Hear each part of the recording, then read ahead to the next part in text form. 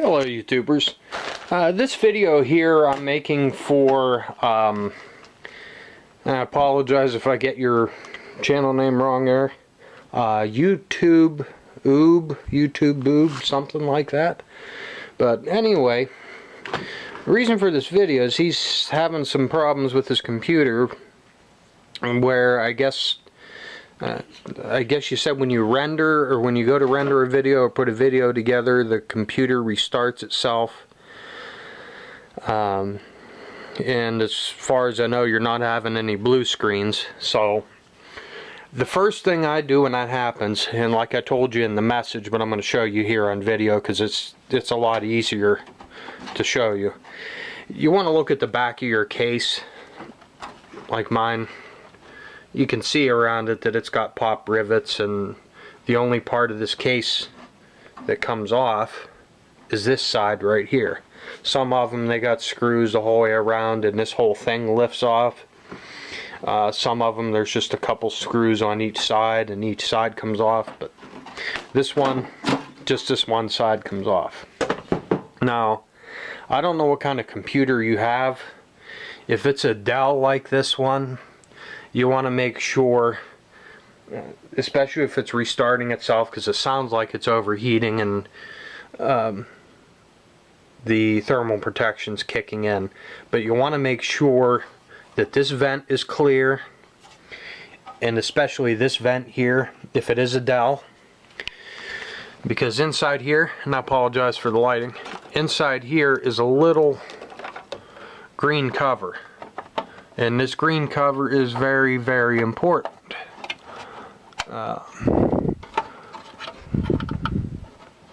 See if I can figure out how to... Can't remember how it comes loose. Okay. To get it loose, you grab gently, just like that, and it hinges out of the way. You'll want to make sure this heat sink is clear, these fins, because it's just like the radiator on your car. They get plugged up, you're going to have overheating problems. And the same with this fan here, because it pulls across it, and this fan also has a thermal sensor in it, which is that blue dot right there. So if it's not getting cooling, you'll hear that fan rev up. Now if neither of these fans are spinning, you want to check the connections, and this one connects right there into the motherboard. It has 3 pins, some of them have 4. The fan that's in the power supply here, if that's not running, you either replace the power supply, or like I do, you take it apart, take these 4 screws out, take the fan out, and you can oil them. But anyway, you want to make sure this chute here is clear, and that these fins are clear, because that will cause it to overheat. Okay, one other thing. When you're in here, you want to make sure this vent here is clear. There's a power supply out of the computer. You want to make sure it's clear, that way the air can flow through it. If you have an air gun for your air compressor, I take these outside and I blow all the dust out of it with about 80 psi, 80, 85. Doesn't usually hurt anything. You don't want to get real close to it and, you know, start blowing the chips off the board, but make sure that's clear, and I blow air through the fins here. And when I clean the CPU, or not the, well yeah, the CPU fan and the power supply fan, what I do is I usually find a toothpick. You don't want to use a screwdriver, but I put it in here and I hold this blade still when I blow the dust off of it, because I found that if you blow this and overspin it with the air gun, it can tend to it can force air into the bearing, causing you problems later on down the road. And you can oil these fans. Sometimes it works. You can access the bearing underneath the sticker, like you can see the sticker on that fan. And if you take the fan out of the power supply, there's a sticker on here. One thing you may run into is with these fans, If you peel the sticker off and you're looking right at the bearing or looking at the end of the shaft, you have a ball bearing fan assembly. If you pull that off and you see a little black dot that's like a rubber cap, you have a sleeve bearing fan, which I kind of prefer those more because you can pop that black cap off, put a drop of like 3-in-1 oil or fine machine oil, put the cap back on, and if you want, clean that surface off, and I usually take a little piece of duct tape and cover it, especially if it's a ball bearing fan because there's no cover on them bearings. But if you open your case and you find one of these